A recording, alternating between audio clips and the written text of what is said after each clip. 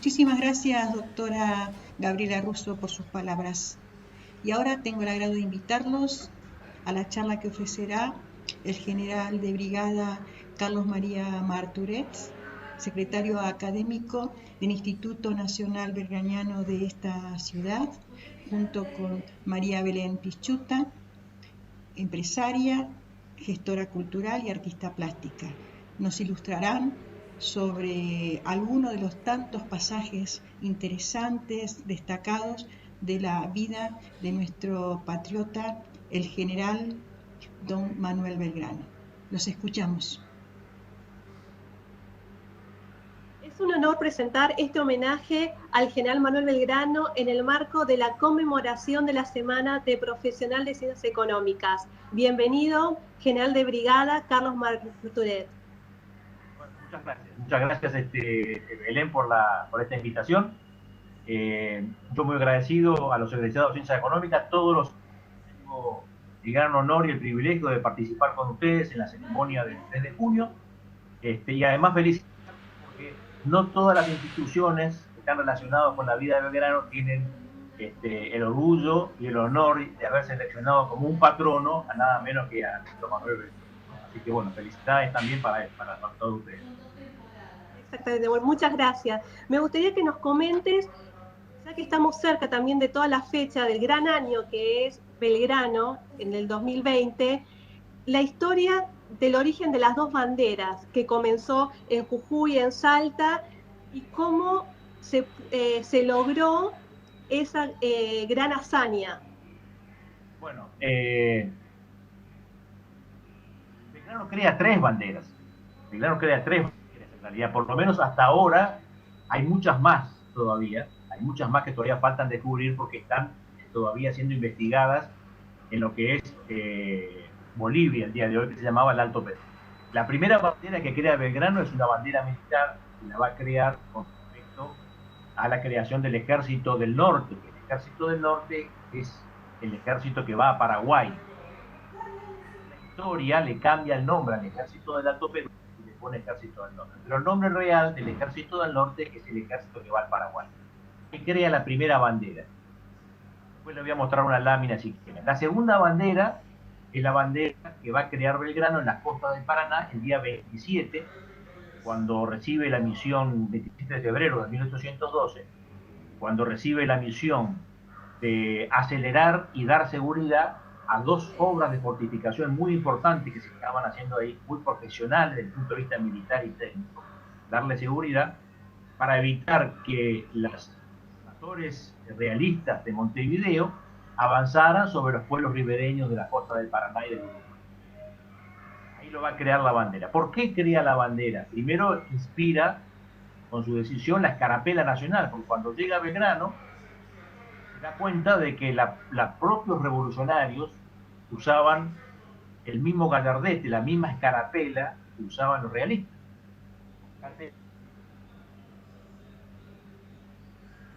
Si ven, este es el gallardete que usaban los realistas y los revolucionarios. Así que uno se da cuenta de esto y dice, ¿cómo nos vamos a distinguir en el combate? Entonces, el día 13 de febrero propone al gobierno superior de Buenos Aires la creación de un distintivo propio. Y el día 18, por eso siempre hablo del 13 y el 18, autoriza la utilización de una escarapela nacional que es esta. Esta es la primera escarapela. Tiene un centro celeste, tiene un exterior blanco. Esta es la primera escarapela. Entusiasmado con la velocidad y la prontitud de la respuesta del gobierno de Buenos Aires, se va a atrever y va a alegar nuestro primer símbolo patrio, que es este que está acá. Es la primera bandera creada por Belgrano en la costa de Paraná, blanca y celeste. Bifranca. Blanca y celeste, con estas dos maneras. Entonces, si nosotros miramos, esta es la bandera que tenemos actualmente.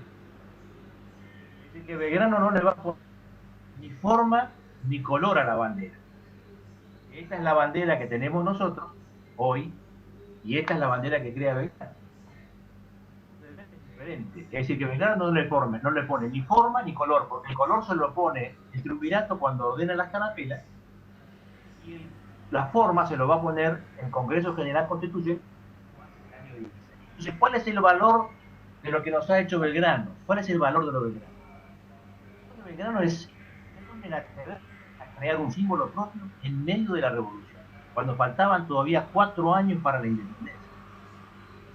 Recordamos a Belgrano como el creador de la bandera. Belgrano no crea la bandera, no nos quedemos con ese concepto material de decir creó una bandera, sino que el concepto espiritual que tenemos que rescatar de ese movimiento es que él es el primero que se atreve a levantar un símbolo patrio propio y decir, acá estamos, estos somos nosotros y nos queremos diferenciar de lo que está pasando en el país.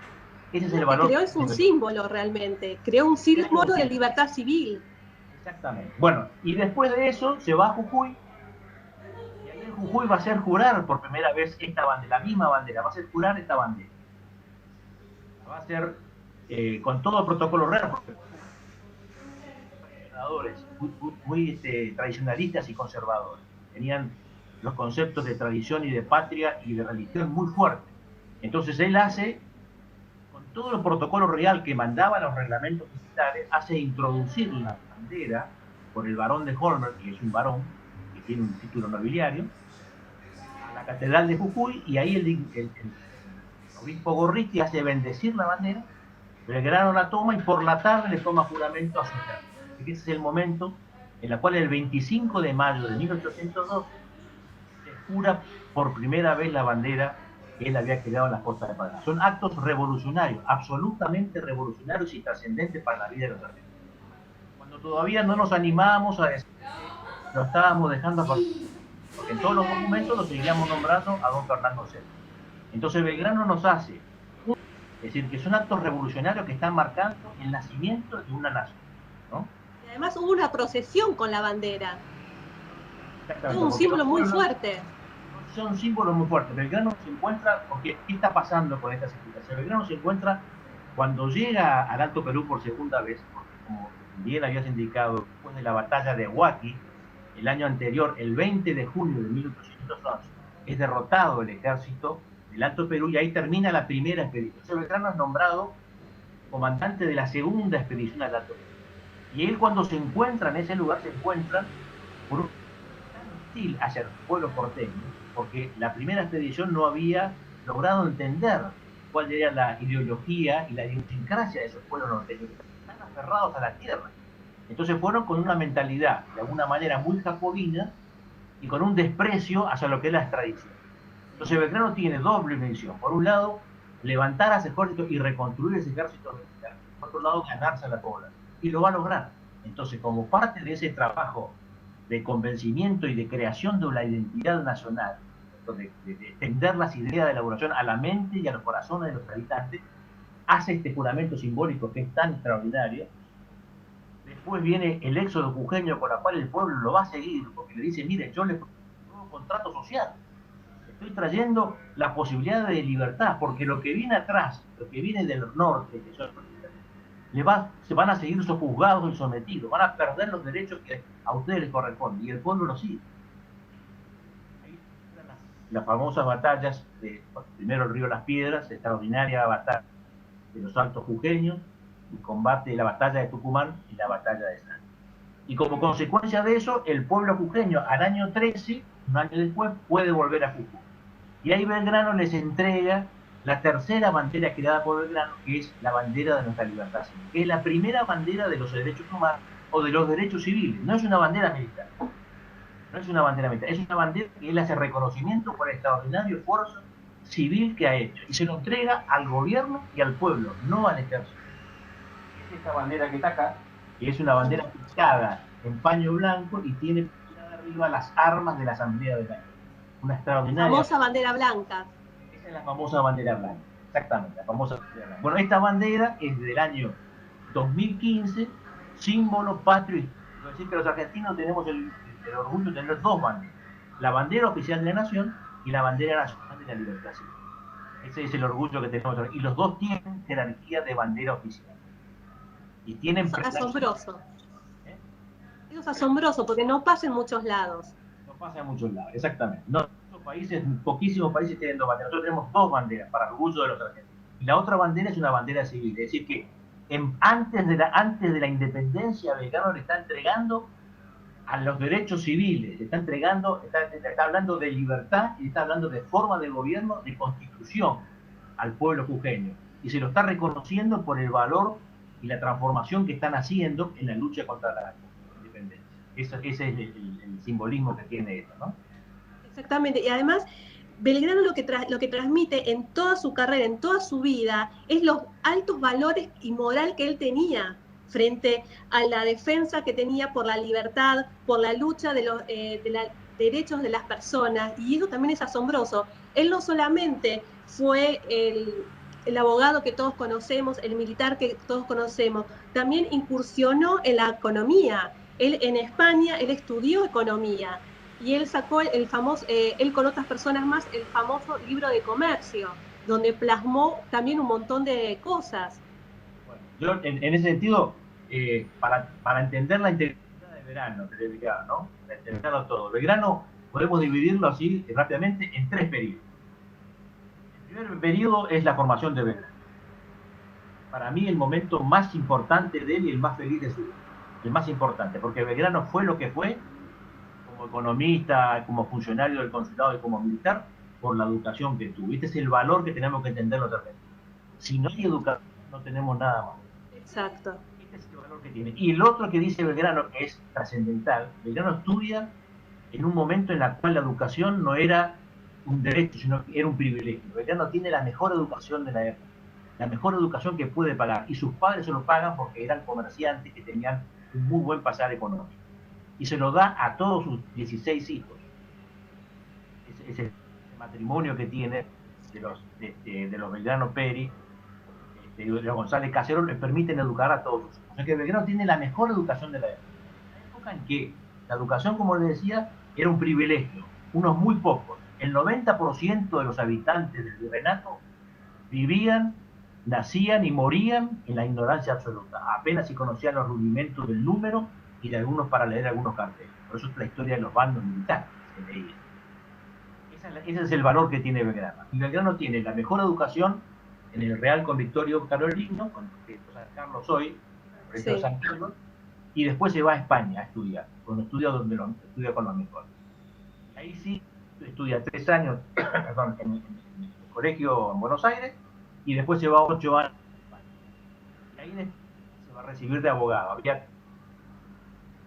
tres de las más famosas, la de Salamanca, la de Valladolid y la de Alcalá de Henares. Él elige las dos, Salamanca y Valladolid, porque Alcalá de Henares no tenía abogacía. Entonces él va a estudiar estas dos, y además también estudia más. Se recibe como abogado, no como doctor, porque él dice: yo prefiero tener otros conocimientos como la economía política, como la educación. Entonces ahí él se apasiona con las ideas nuevas que estaban en Europa provenientes de la Revolución Francesa, la libertad, igualdad, la ilustración, y le va a sumar a la ilustración lo que le da Salamanca, que es la parte católica. Así que va a ser un ilustrado humanista católico. La unidad de Salamanca le da el humanismo cristiano.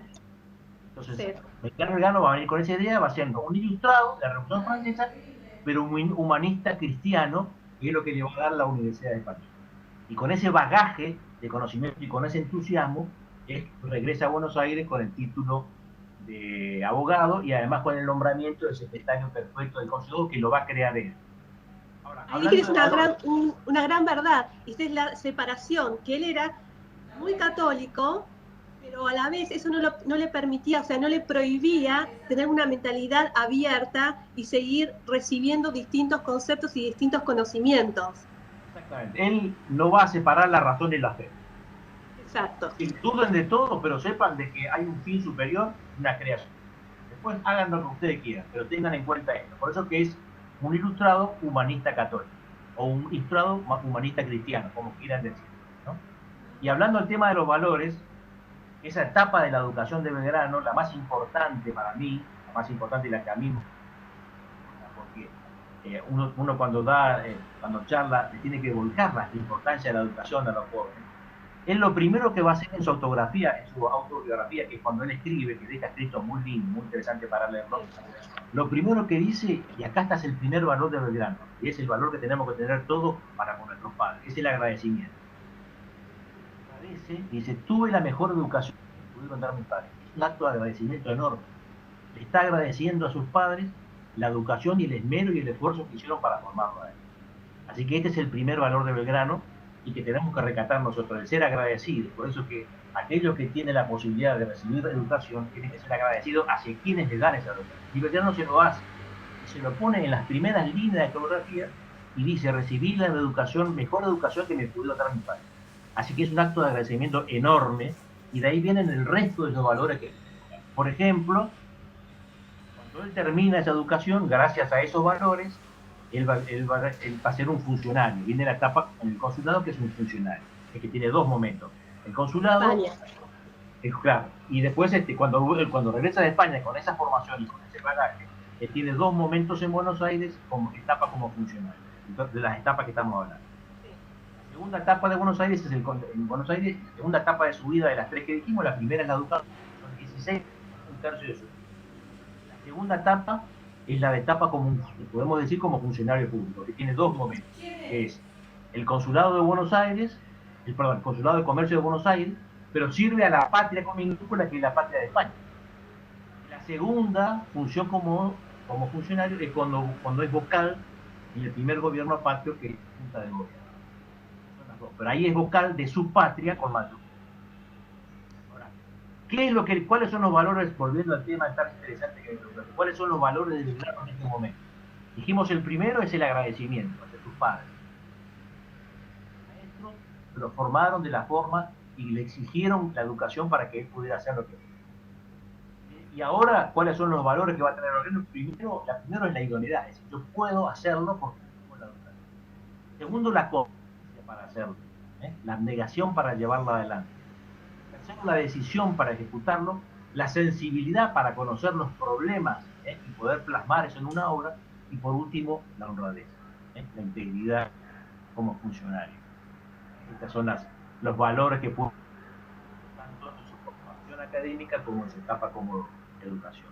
Ahora, el tercer momento de Belgrano es el Belgrano militar. Eso es asombroso.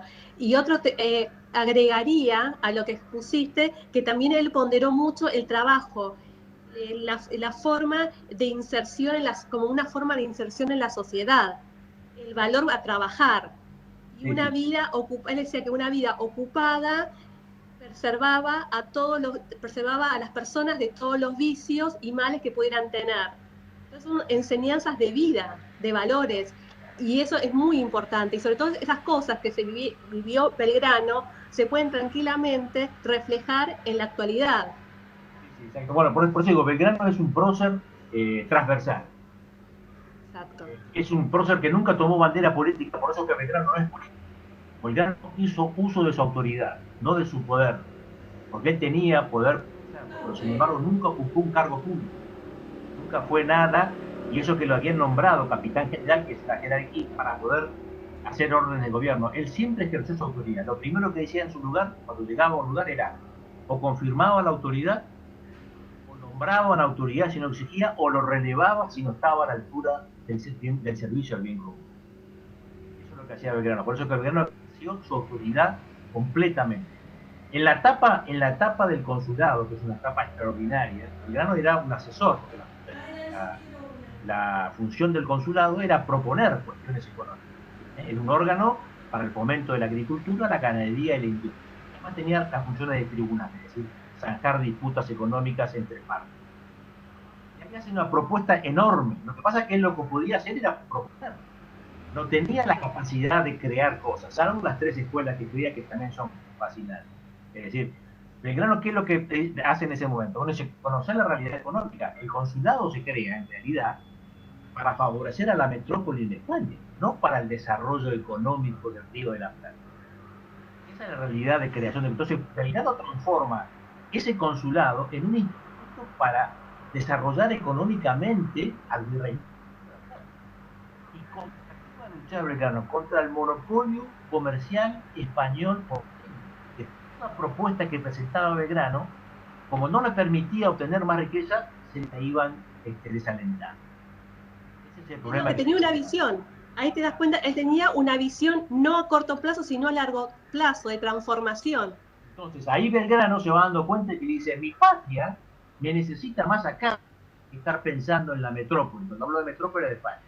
Y ahí comienza a Belgrano a reunirse con otros personas que pensaban igual y comienzan a difundir a través de los medios periodísticos que se van creando las ideas de modernidad, porque él introduce la modernidad en el virreinato a través de las ideas económicas. Recordemos que estamos pasando del mercantilismo a la fisiocracia. Entonces él introduce estas ideas modernas y dice, lo que tenemos que desarrollar es nuestra propia patria, y transforma la patria pequeña, la patria con P minúscula de España, a la patria propia. Entonces ahí comienzan a difundir las ideas pre-revolucionarias a través de escritos económicos en los diarios de la época. Y ahí comienza la acción revolucionaria de Belgrano. Este es el proceso que va teniendo.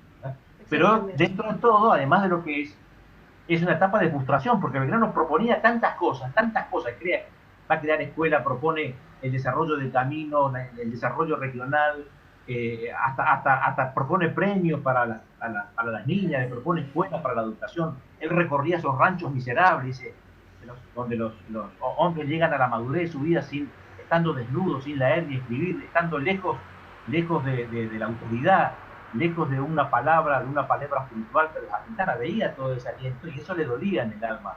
Por eso es que él propone tantas cosas. Pero, como decía, el monopolio comercial español lo va acotando, hasta que prácticamente él se limita solamente a su memoria del consulado, donde proponía tantas cosas, pero muy pocas llegaron a concretar. Bueno, todo esto de la idea de Belgrano lo va a lograr como general. Sí, muy asombroso. Y ahora, para cerrar esta conversación, ¿qué nos dejarías, a tu criterio, un mensaje de Belgrano para estos momentos que estamos viviendo? Algunos